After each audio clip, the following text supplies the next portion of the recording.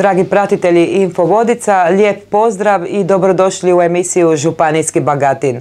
Moj današnji gost je gradski vijećnik grada Šibenika i kandidat SDP-a za predsjednika županijske organizacije, gospodin Ivan Rajić. Gospodine Rajić, dobar dan i dobro mi došli u emisiju.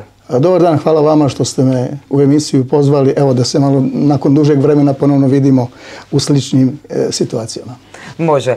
Kandidat ste SDP-a za predsjednika županijske organizacije. Koji je vaš glavni, odnosno temeljni cilj?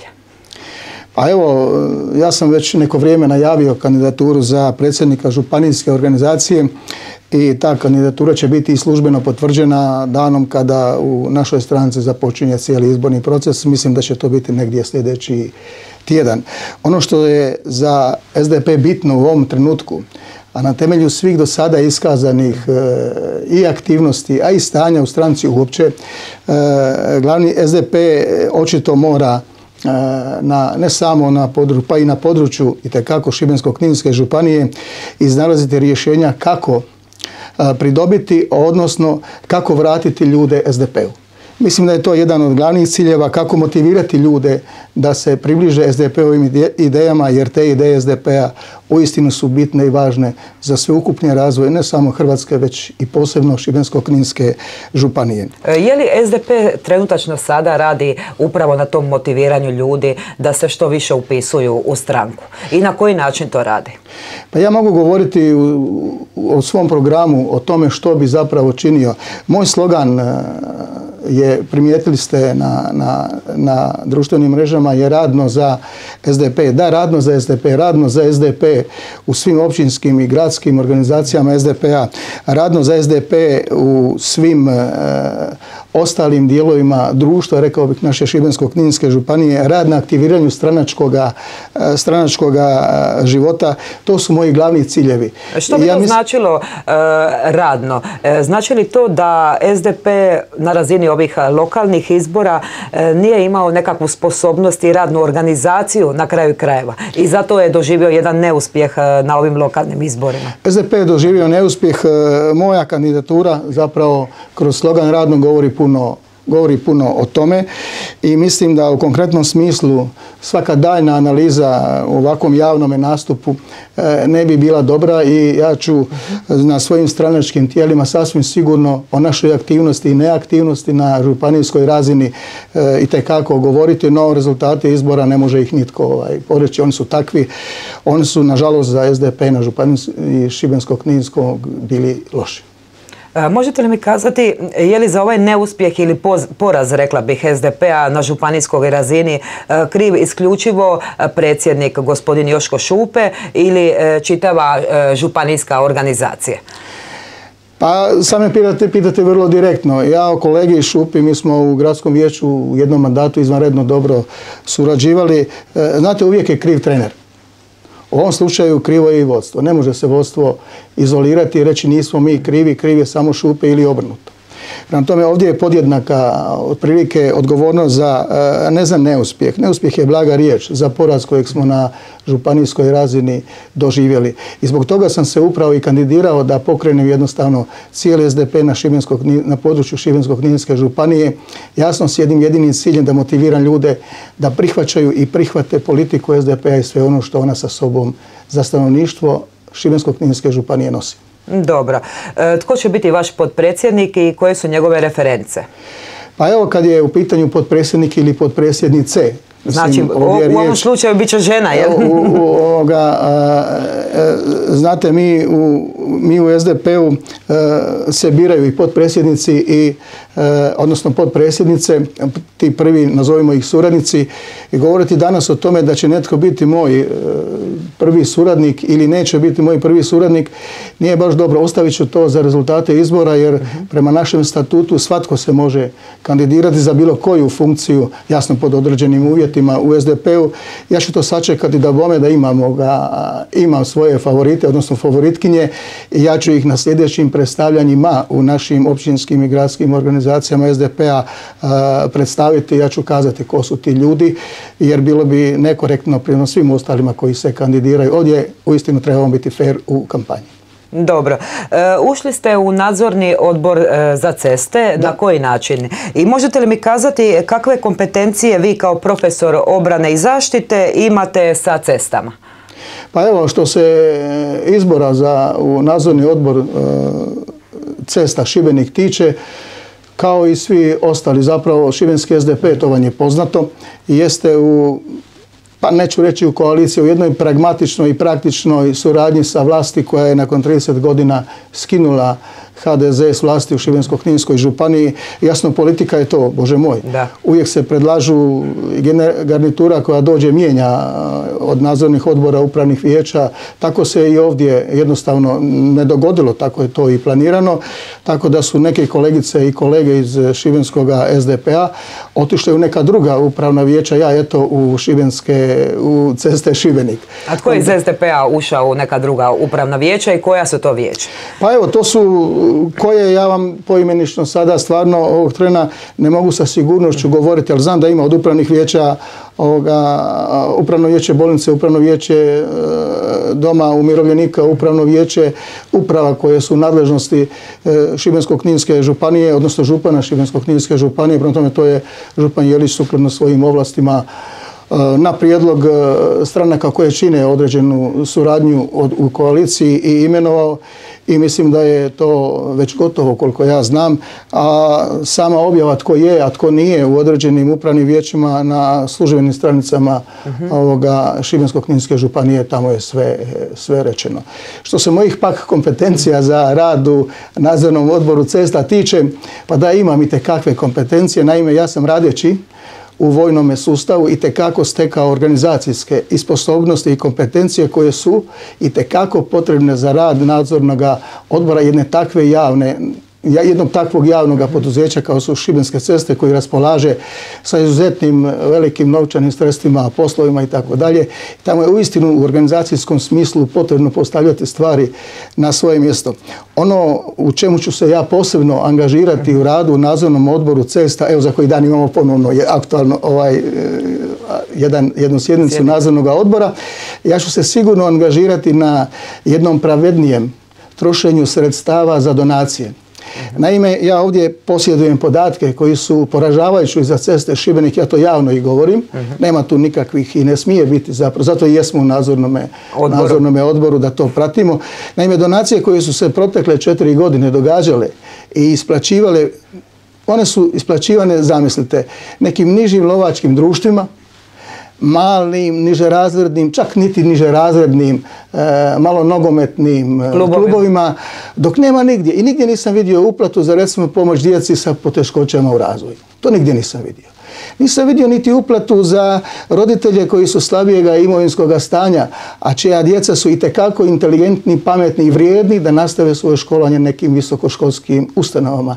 Da, eto, to je nešto čemu ću se ja zalagati u radu nadzornog odbora, jasno i u zakonitost rada cijele uprave. Uprava je nešto drugo. Na koji način ćete se točno zalagati? Sasvim sigurno predložit ću u vrlo konkretnom slučaju, predložit ću donošenje posebnog pravilnika za korištenje takvih sredstava iz koji će i temeljem čega će javno poduzeće Ceste Šibenik moći dodjeljivati sredstva iz sredstava donacije upravo onim najpotrebitijima.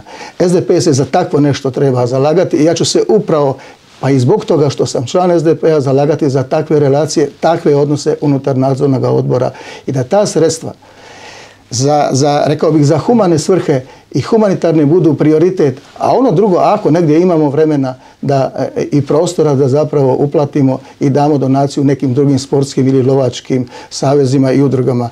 Prema tome, lovački savez, lovačka udruga nije isto što i dijete s posebnih potreba, a danas je takvih na našu nesreću i na našu žalost ukupnog društva itekako puno. Da. I više nego što mislimo. I više nego što uopće mi poznamo. Ja poznam neke iz neke daljne rodbine i to mi je vrlo žao što ne možeš jednostavno napraviti, a ti ljudi nemaju baš prevelikog osjećaja za takvo nešto. Da. Slažem se, moram se složiti s vama, zaista.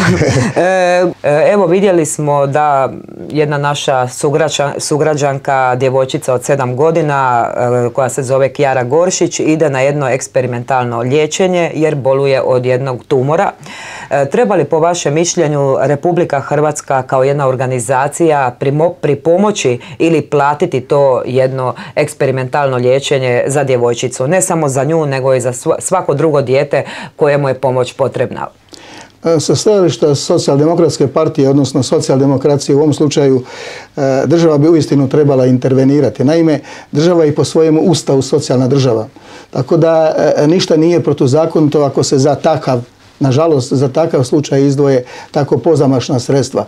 Da se nije kralo, kako se je kralo u proteklom razdoblju tih sredstava i tekako bi bilo. Prema tome SDP, ja osobno sasvim sigurno stojim i već sam, ja i moja obitelj izvršili smo, ne baš toliko, ne mogu sad pohvaliti, ono što smo u okvirima svojih mogućnosti mogli, izvršili smo uplatu za malu Kjaru jer i osobno poznam roditelje te djevojčice. Vrlo mi je žao i vrlo mi je teško kada gledam kako se bore zapravo sa problemom koji u jednoj normalnoj državi ne bi trebao biti problem. Da se izdvoji toliko sredstava, da se pokuša sve, da se taj mladi život spasi. Da. Što možemo reći za naše političare u parlamentu? Trebaju li i oni na neki način pripomoći naše Kjari i ne samo njoj naravno, nego i svakoj drugoj djeci? Mislim da bi svojim zalaganjem upravo u Hrvatskom parlamentu trebali takvo nešto potaknuti u najmanju ruku, ako ne i osobno, ono u najmanju ruku redovnim institucijama države da tako nešto izdvoji. Prema tome nisu baš plaće naših saborskih zastupnika tako male da 1000 ili 2 kuna ne bi mogli za tako nešto izdvojiti. Odnosno, ja uopće ne znam da li netko od njih, da ne bi sada osuđivao ja hrvatske parlamentarce u Hrvatskom parlamentu, ja ne znam da li je netko od njih uplatio i nije. Poznam jedan određen broj ljudi za koje sam gotovo uvjeren da su uplatili određena sredstva. Dobro. U Šibeniku je od 1. siječnja 2022. povećana komunalna naknada za negdje 46%. Što ste vi kao SDP odlučili napraviti, odnosno napravili ste u biti, tražili ste potpise sugrađana koji su vam dali potporu za neposkupljenje te iste komunalne naknade, jer navodno građani uopće nisu zadovoljni kvalitetom komunalnih radova, komunalnih aktivnosti. A vidite, mi smo SDP, ali i ne samo SDP, da ne bi tu bilo, ne smijem izostaviti cijelu oporbu. Po prvi puta smo u tom našem gradskom parlamentu pokazali jedan zavidan stupanj koordiniranosti. Nevjerojatne zapravo, gotovo pa neviđene do sada, kada smo zajedno sa svim ostalim oporbenim strankama stali na stajalište, o čemu sam na gradskom vijeću nešto više govorio, stali na stajalište da se takva komunalna naknada sa takvim velikim uvećanjem ne smije ovog trenutka dogoditi. Što ne znači da se ona za određeno vrijeme ne bi trebala dogoditi. Znate, sve košta, cijena određenih radova, sve je to otišlo. Ali u ovom trenutku, bez imalo empatije prema problemima građana, prema problemima prije svega umirovljenika od 1800 kuna za Boga, pa kako će oni platiti tu komunalnu naknadu koja će im, neovisno o tome gdje bili, biti nevjerojatna na razini godine gotovo 500 kuna, odnosno jedno 200 kuna više nego li što su do sada plaćali. Ja sam tada posebno upozorio, i u jednoj drugoj emisiji, jedne druge televizije sam također upozorio da do kraja nekorektan i nepravičan odnos prema stanovnicima Brodarice, odnosno Zavlača. To su dva primjera zapravo gdje su u proteklih 20 godina na Brodarici se strašno puno radi. Da, radi i gradi. Tamo je zapravo jedno veliko gradilište i sada prije neki dan sam obilazeći teren bio na Brodarici i tamo se užasno radi. Ti ljudi su do sada, do proteklih 20 godina, gotovo pa svojim doprinosima, komunalnim doprinosima i komunalnim naknadama isplatili sve ono što se do sada na Brodarici izgradilo. A sada ste im napravili sljedeće. Povećali ste im komunalnu naknadu i još k tome te iste ljude, te iste gradske četvrti, odnosno mjesne odbore i mjesta dali i postavili u prvu kategoriju. To je dvostruko zapravo povećanje. To nije tek onako 46%, to je još plus toliko, jer si u većoj kategoriji nego li što su drugi. Mi smo ja sam i na gradskom vijeću predlagao jer nismo u formalno pravnom smislu učinili zahtjev valjanim za tematskom sjednicu. Ja sam predlagao da idemo na tematsku sjednicu, da se takva odluka odgodi i da malo više na toj tematskoj sjednici uključimo građane u donošenje takvih odluka. Da, a na gradskom vijeću je 11 vijećnika bilo za povećanje, a 7 vijećnika je bilo protiv.